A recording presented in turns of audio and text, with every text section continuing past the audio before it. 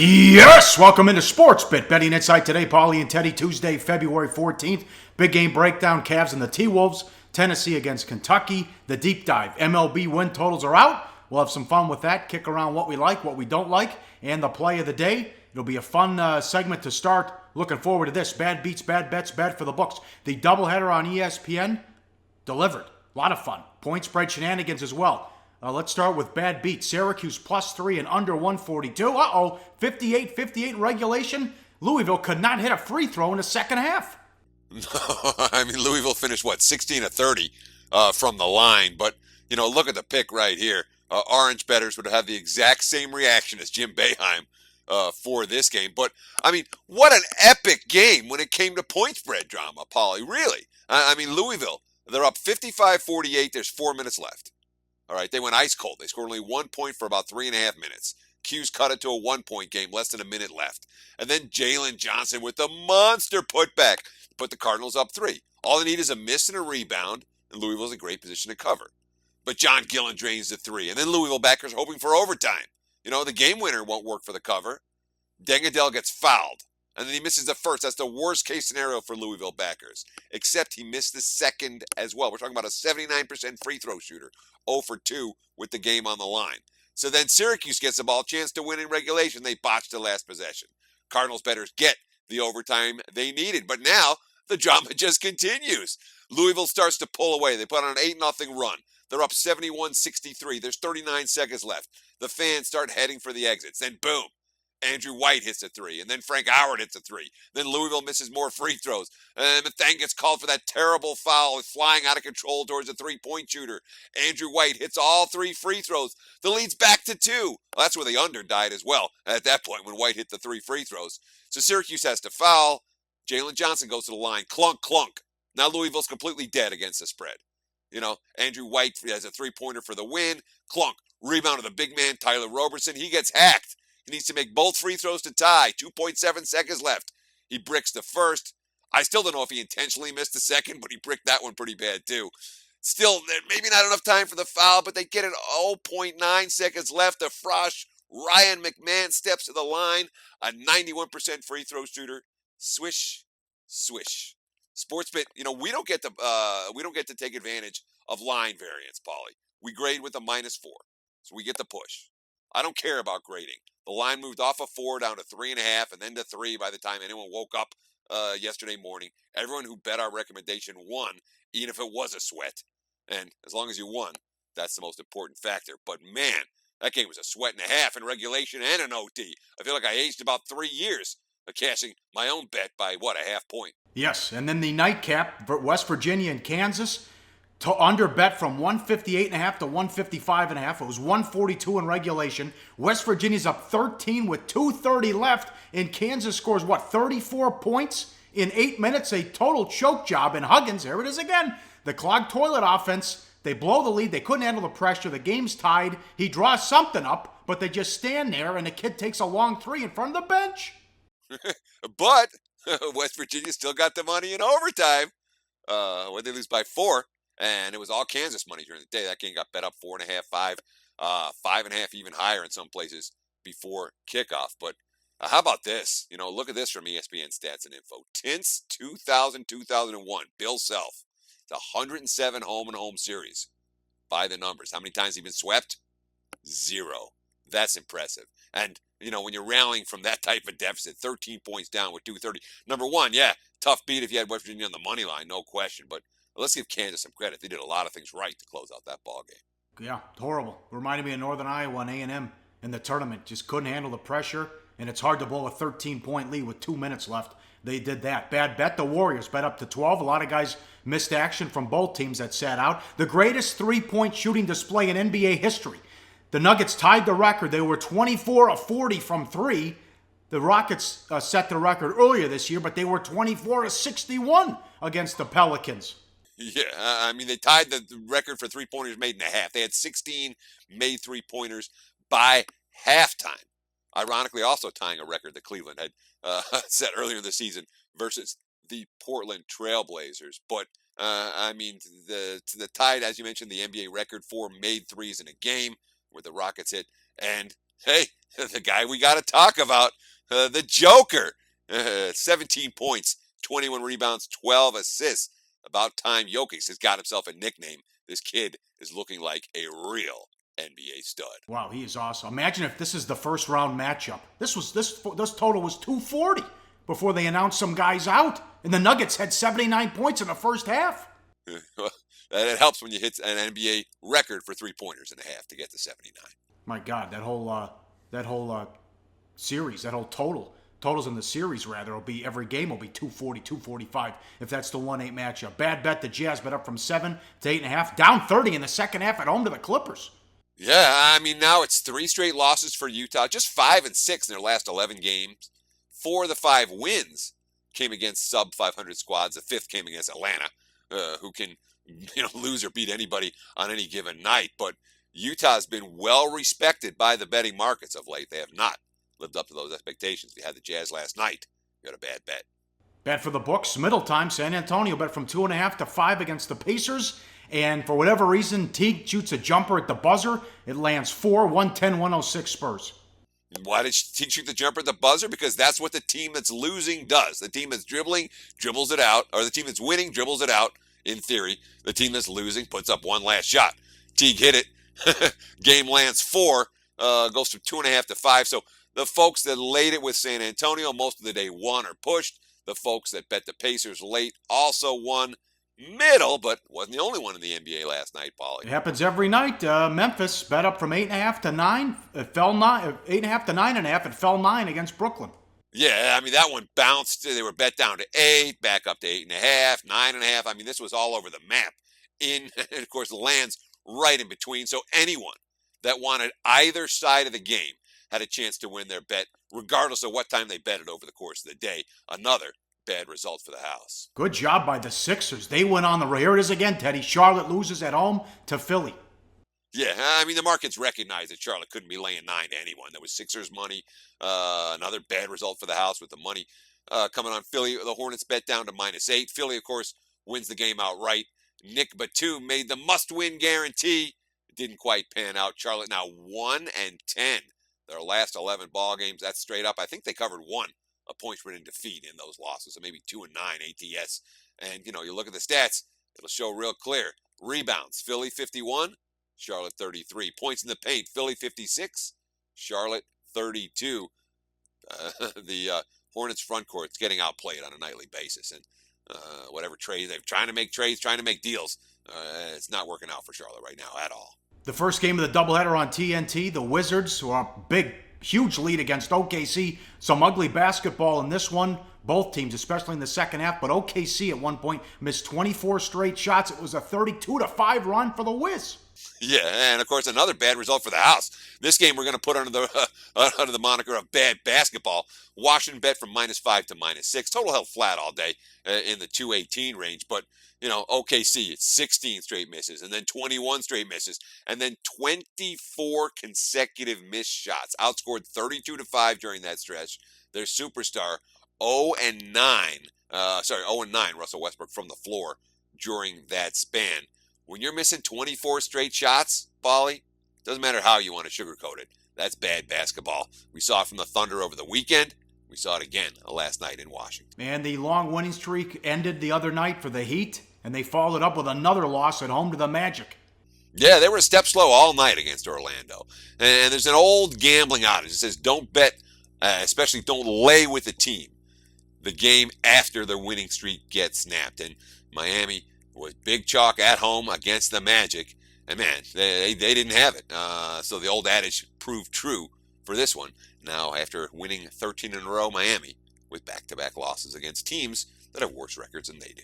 Light card coming up tonight in hoops. But we found 2 games, Cavs, T-Wolves, and Tennessee and Kentucky, plus MLB win totals and the play of the day on SportsBIT. Betting Insight today on SBRpicks.com. Do your research before you bet. Check out our ratings guide to see which books have the best ratings and sign-up bonuses. Open up several accounts. Shop for lines at SBRodds.com. Always be ahead of the game. All right, back on SportsBIT, betting inside today. Follow us on Twitter at Pauly Howard at Teddy_covers. Time for big game breakdown. As always, live odds, sportsbookreview.com. Cavs on the road to take on the T-Wolves. Cleveland 3.5, 218.5 the total. Strange line. No love for Cleveland in this one. They met February 1st in Cleveland. Cavs were laying 6.5. They won 125-97. Love didn't play in that one either. Cavs shot 54%. Kyrie had 14 assists. LeBron had 12. They're already without J.R. Smith and Shumpert. And no love. You're puzzled by this line as well, Teddy. Well, if you remember the game, and it's one of those things when you look back in the box here, you go, oh yeah, I remember that game. And the Cavs had 37 assists versus only 10 turnovers. And it was when, both Irving and LeBron had double-digit assists. And after the game, Coach Tibbs went nuts on the T-Wolves. He's like, look, we got to play some semblance of defense against somebody. So you look at this line and you say, Cleveland, 3.5, man, that looks awfully short. And you can count on there being a lot of public money on the Cavs tonight. But from a spot perspective, you have a Minnesota team that's going to be interested in this one. They get Cleveland coming to their house the only time all year the Cavs travel to play in Minneapolis.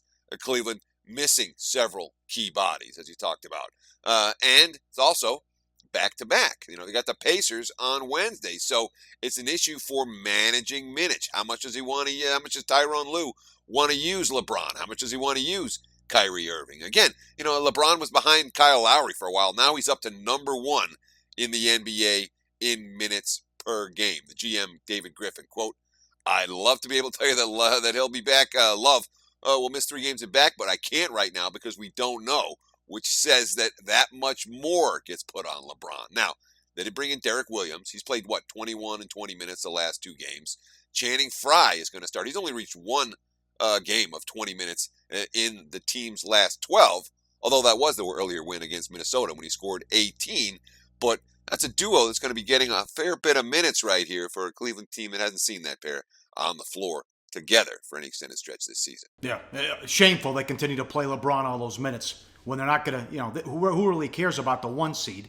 And they shouldn't be playing all those minutes with that many years in the league and 6 straight trips to the NBA Finals. T-Wolves 2-4 straight up in ATS without Zach LaVine. They did not make the run they hoped. 3 outright losses as favorites in that span. Maybe the 117-89 win over the Bulls without Butler and Wade helped.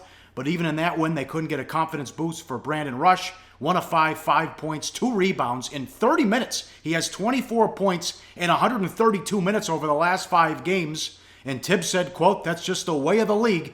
Zach was averaging 19 points a game, so he was a primary scorer. We can't replace Zach individually. We have to do that collectively. Everyone's capable of playing D. Everyone's capable of rebounding, sharing the ball. So if we do those things, we'll be in position to win. That's what it takes to win. End quote. And we're hoping that they were going to get a winning streak going. This team has been a major disappointment, Teddy. Well, yeah, and it's been the defensive effort. But, the injury to LaVine is a difference maker in the one sense in that Brandon Rush hasn't been able to fill his shoes. And it's been pretty clear. And when you lose 3 times outright as favorites during this little, stretch before the All-Star break that you had circled, hey, we're going to have a chance to make some noise in the standings right here. We're going to have a chance to move up. We have some relatively weak teams that we're going to face. And you go 2-4 straight up and against the spread, and you lose 3 times as chalk in those games. It's a confidence sapper. It is. But, the fact is they did have that blowout win over Chicago. They do have a little bit of momentum in a positive direction here. And this line is telling us there are those out there that expect this game to be far more competitive than your average fan might think. I think we see a pretty good effort from Minnesota tonight. Don't respect the odds maker in that one. They usually don't do it as well. Good rule. Go college now, Tennessee and Kentucky. Live odds, sportsbookreview.com. Kentucky at home, 14-161. If you're a freshman at Kentucky, rare you're going to get a revenge game. You won't be around for many of them. Monk and Fox will get 2 revenge games in their careers tonight. And February 25th against Florida. They played January 24th. Kentucky was laying 10.5. Tennessee beat them 82-80. Kentucky was 6 of 24 from 3. And as we've talked about, they are not buying what Calipari's selling, Teddy. They are not playing any defense. And that game was a big example and a big reason, too. Well, yeah, I mean, it wasn't like Tennessee was incredible from beyond the arc in that game. They only hit 5 3-pointers, but they hit 50%, 5 of 10, whereas Kentucky 25% from 3-point range in the Vols upset back on January 24th. But the assist-to-turnover ratio stood out to me in that game. Kentucky defensively, they're supposed to be forcing turnovers. They're athletic. They're supposed to get into the passing lanes. And yet Tennessee 18 assists versus only 9 turnovers in that game, whereas Kentucky 14 assists to 14 turnovers. The Vols broke down the Kentucky defense throughout, and it was a senior in a game with all these freshmen who was the difference maker. Robert Hubbs, 25 points and 7 rebounds. But, after the game, John Calipari gave his Tom Brady speech. I think we gave it once. We talked about it once here. But it's such a good speech. We got to do it again.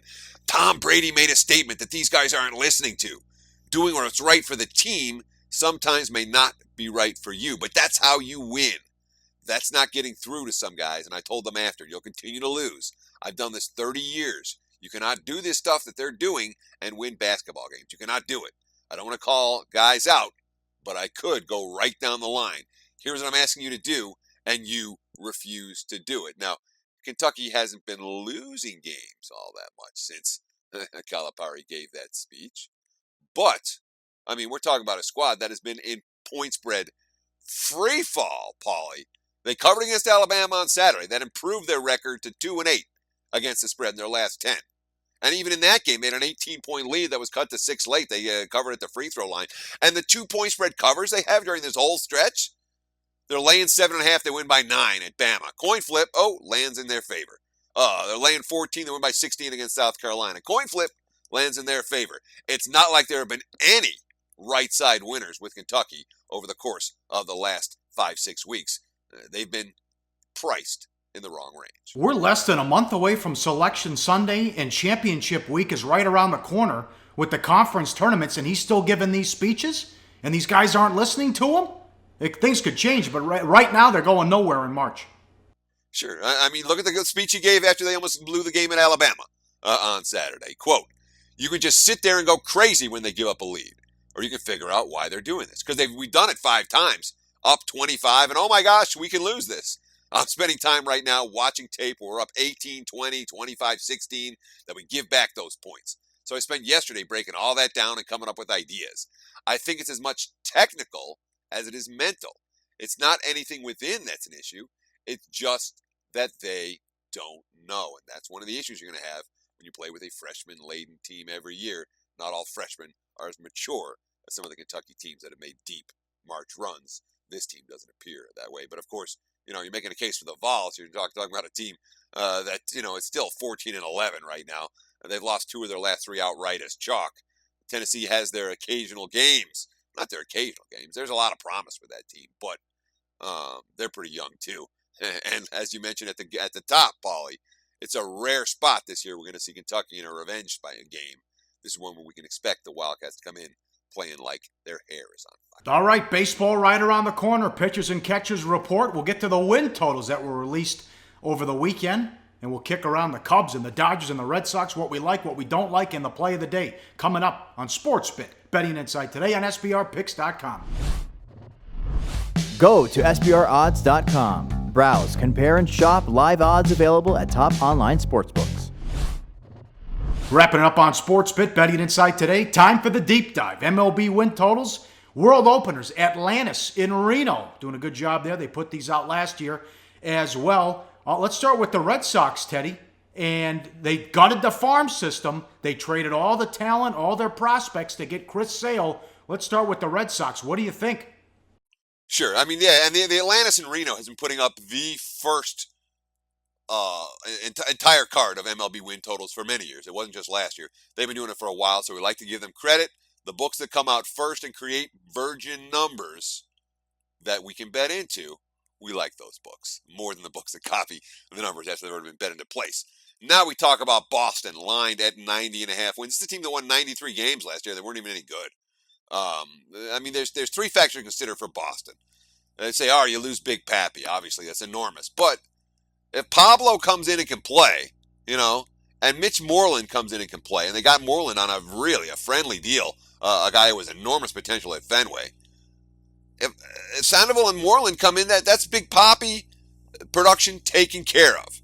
And then you bring in a guy like Chris Sale. That's an ace and a half to go along with David Price at the top of that rotation. And perhaps most importantly, when you look at teams, you're projecting full season, you have to try to handicap them when it comes to the All-Star break. They're going to be buyers or they're going to be sellers. And it doesn't matter. If Boston's 3 games under 500 at the break, they're going to be buyers. They're 5 games under 500 at the break, they're going to be buyers. This team will get better. So, yeah, I think there's a lot to like about Boston at 90.5. We'll talk about the Red Sox a little bit later when it comes to play of the day time. And then you have the Cubbies. Remember our friend Tony Miller at the Golden Nugget opened 97.5. Atlantis and Reno has them 95.5.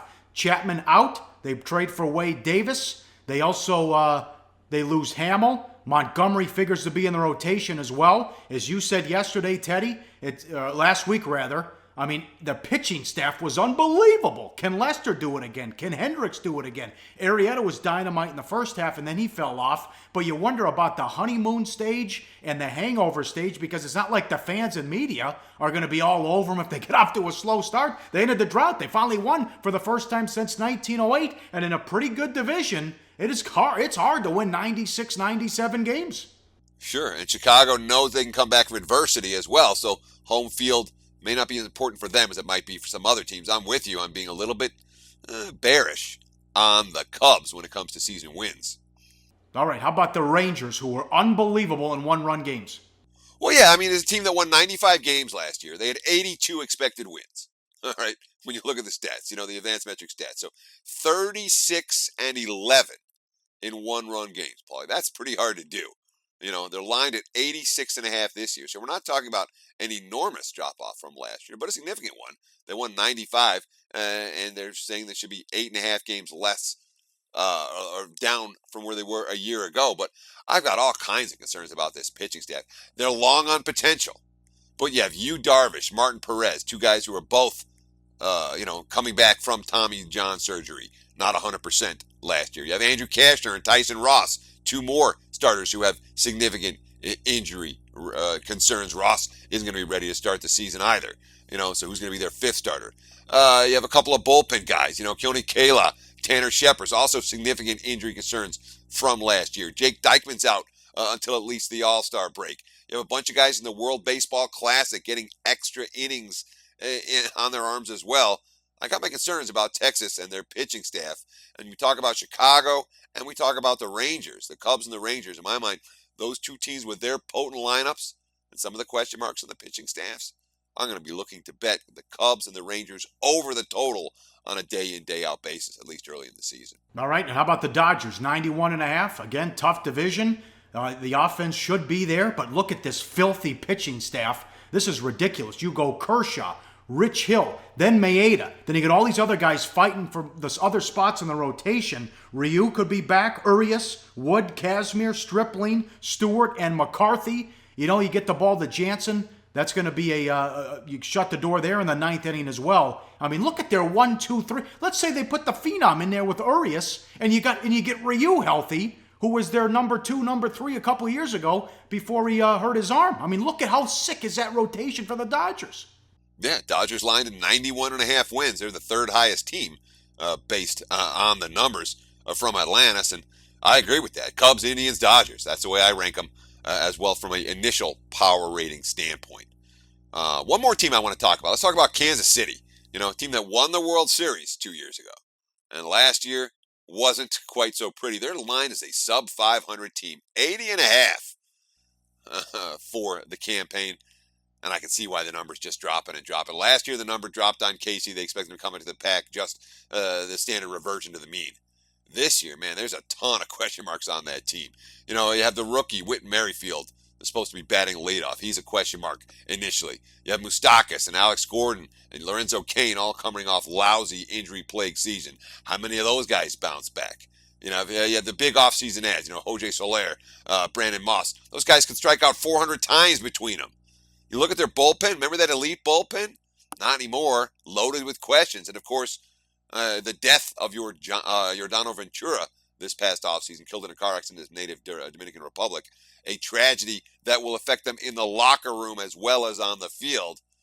Kansas City's come back to the pack. I think their little window might be over. I'm not particularly bullish on the Royals. Yeah. Remember when the Twins were good and made the playoffs almost every year? Yeah. Wow.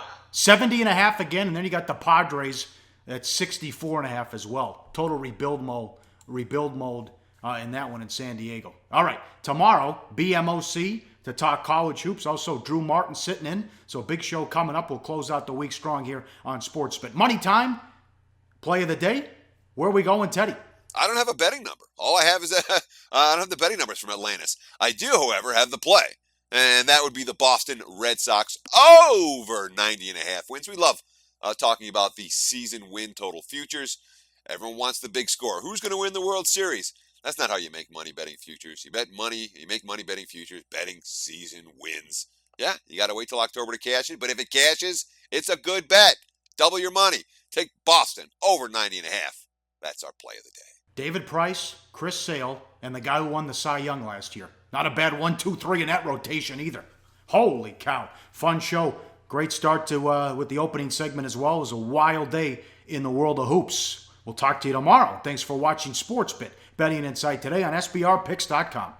And happy Valentine's Day. You got it.